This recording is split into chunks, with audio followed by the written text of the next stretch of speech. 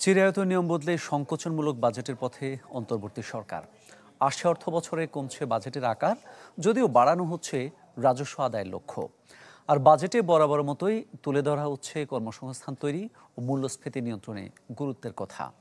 সরকারের আয় ও ব্যয়ের ভারসাম্য রক্ষাকে তবুও চ্যালেঞ্জ বলে মনে করছেন বিশ্লেষকরা। থাকছে না কোনো সংসদ অধিবেশন। আসছে ২ জুন টেলিভিশনে জাতির উদ্দেশ্যে দেওয়া ভাষণের মাধ্যমে উপস্থাপন করা হবে অন্তর্বর্তী সরকারের প্রথম বাজেট। চিত্রটা প্রায় ১.৫ যুগ আগে তত্ত্বাবধায়ক সরকারের বাজেটের মতো। গেল ১.৫ দশকের ধারাবাহিক প্রবৃদ্ধির অঙ্কটাও পাল্টাচ্ছে এবারের বাজেটে। অর্থ মন্ত্রণালয় বলছে, কাজ চলছে আসছে অর্থ বছরের বাজেট ৭,৯০,০০০ কোটি টাকার মধ্যেই রাখার। গেল অর্থ বছরের তুলনায় যা কমছে ৭,০০০ কোটি টাকার মতো। প্রত্যাশিত রাজস্ব আদায় না হওয়া, বিদেশি ঋণের সুদ পরিশোধ আর বাড়তি ঋণের ক্ষেত্রে সরকারের সতর্কতাই যার বড় কারণ। আকারটা যদি অর্থায়নের ভিত্তিতে না করা হয় তাহলে সেই আকার বাস্তবায়ন কখনো সম্ভব হয় না। বাংলাদেশ ৭ লাখ কোটি টাকার বাজেট দিয়েছে, 2,65,000 কোটি টাকার উন্নয়ন বাজেট, আর বাকিটা হচ্ছে ধরেন রিকারেন্ট এক্সপেন্ডিচার, চলতি ব্যয়। তাহলে সরকার আয় করে কত?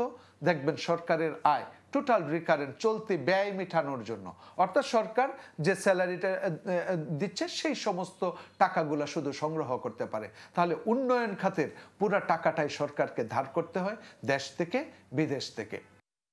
তথ্য বলছে, বাজেটের রাজস্ব আয়ের লক্ষ্য থাকছে 5,18,000 কোটি টাকার মতো, আর এডিপিতে বরাদ্দ 2,30,000 কোটি। বরাদ্দের শীর্ষে থাকছে স্বাস্থ্য, শিক্ষা, তথ্য প্রযুক্তি এবং সামাজিক নিরাপত্তা খাত।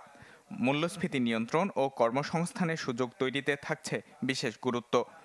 এবারের বাজেটে থাকছে জুলাই আন্দোলনের চেতনা আর শ্বেতপত্র কমিটি ও টাস্কফোর্সের প্রতিবেদনের সুপারিশের প্রতিফলনও।